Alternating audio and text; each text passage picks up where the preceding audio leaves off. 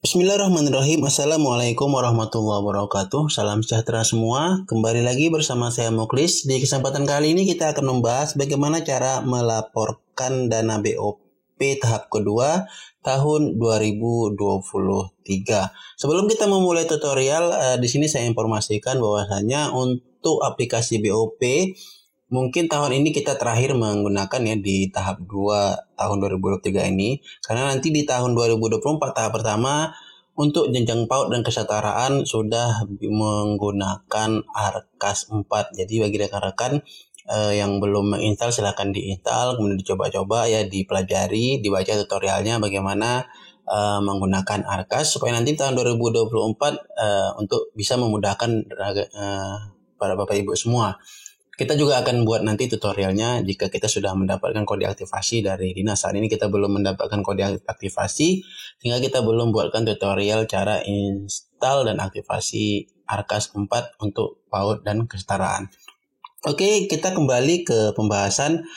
Silakan login terlebih dahulu ke aplikasi BOP ya. Kita ketik saja di sini bop.kemdikbud.go.id ya, seperti ini. Kemudian tekan enter, kemudian kita klik login BOP, kita pilih yang SSO, kemudian kita masukkan akun Dapodik untuk login ke aplikasi BOP. Jika sudah, silahkan klik masuk.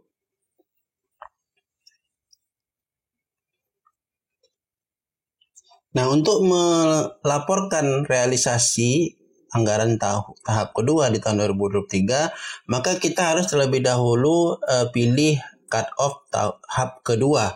Nah, di sini Bapak Ibu masih bisa melihat di sini masih tahap pertama. Maka untuk memilih cut off-nya kita scroll ke bawah. Nah, kemudian di bagian ini kita klik, kemudian kita pilih 2023 tahap kedua, kemudian klik submit. Nah, jika kita tidak pilih tahap kedua, maka nanti di bagian pelaporan itu tahap keduanya disable ya. Kita tidak bisa edit. Jadi harus kita pilih terlebih dahulu ke tahap keduanya. Nah, kemudian setelah dipilih, maka kita ke menu laporan, kemudian klik input pelaporan. Kemudian kita scroll. Nah, di sini kita pilih ya untuk tahap kedua. Ini tahap pertama sudah. Nah, kita cek yang akan kita laporkan untuk tahap kedua. Misalkan ini. Nah, kita klik lapor. Nah, di sini realisasinya untuk tahap pertama itu tidak ada ya. Kemudian di tahap kedua realisasinya itu semua ya 80. Kemudian harga satuannya 10.000. Ya, yang diisi di sini angka ya. Jika dia tidak perlu menggunakan titik ya, jangan diisi titik. Nanti kalau titik biasanya tidak akan tersimpan. Jadi hanya angkanya saja yang Bapak Ibu ketik ya. Kemudian jika sudah, langsung saja klik simpan laporan. Nah, di sini akan berkurang ya. Tadi genap 24, maka nanti di sini akan berkurang ya, sisa dananya sudah berkurang 800.000 sesuai tadi yang kita laporkan. Di sini ada notifikasi data realisasi berhasil disimpan.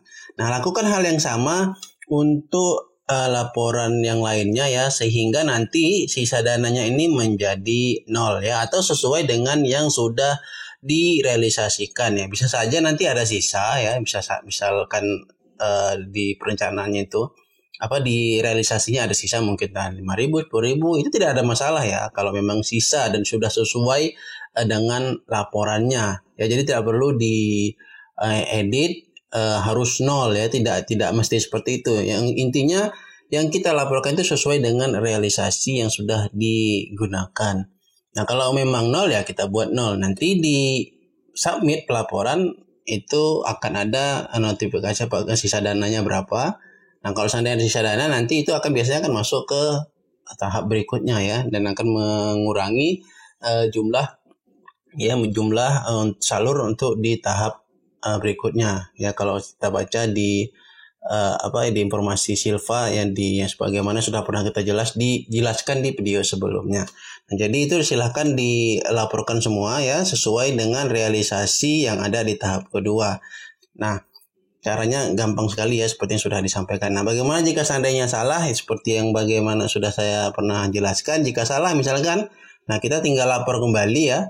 Kita lapor kembali. Nah, kemudian kita edit yang salahnya ya, jumlahnya. Nah, misalkan kita buat 79, atau realisasinya hanya 79 misalkan, maka kita tinggal ganti seperti ini. Kemudian kita klik simpan laporannya. Seperti itu ya.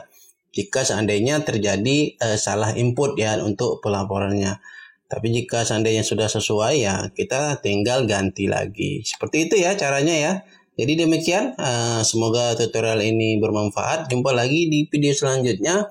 Jangan lupa klik tombol like, share, serta bagi rekan-rekan yang belum subscribe silahkan di subscribe channel ini agar tidak ketinggalan informasi seputar aplikasi Dapodik dan turunannya. Wassalamualaikum warahmatullahi wabarakatuh.